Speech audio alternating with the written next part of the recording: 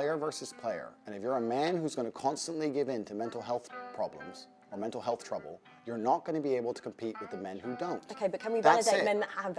Completely. If you have mental health... So we can't go player, just validate men that have mental health issues. Absolutely. Okay. Men who have mental health issues, I wish them the best in the world. Okay, great. But when they come to me and say, and I get this all the time, Andrew, I have this problem, I'm depressed and I can't go to the gym. I say, no, I disagree. You're depressed because you don't go to the gym. If you go to the gym, you might start to feel better, right?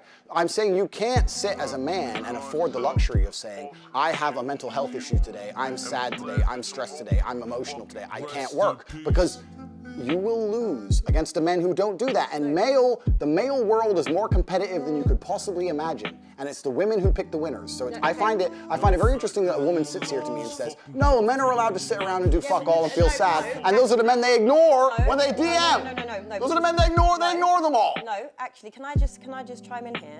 So, for example, everything that you've said, you've possessed, you've proved your point, right? That as a high-value woman, if I respect and love my partner, I'm not putting that pressure. I would say, babe, do you know what?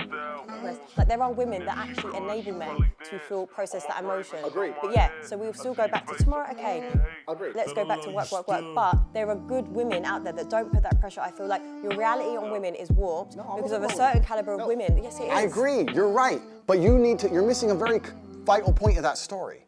You're right. But as a high-value woman, before you say to that man, you can have a day off and you're allowed to be sad today, you will only even get with him. You change that. You will only even acknowledge he exists if he's ignored how he feels 99% of the time before that. Because if he was sad most of the time before that, he never would have got to a place where he could attract a woman like you. The man who works in Starbucks, who's sad all the time, you won't reply to him. Neither will any other female. So for women to come along and pretend they give a f about the fact that most men are basically invisible. There is not a female on the planet who's invisible today. You can be a 4, overweight, fat, you'll still go to the club and get attention. 99% of the men go to the club and nobody even fucking talks to them. If they try and talk to a girl, they get blanked and ignored and told to f. Most men are absolutely and utterly invisible. This is the truth about masculinity, right?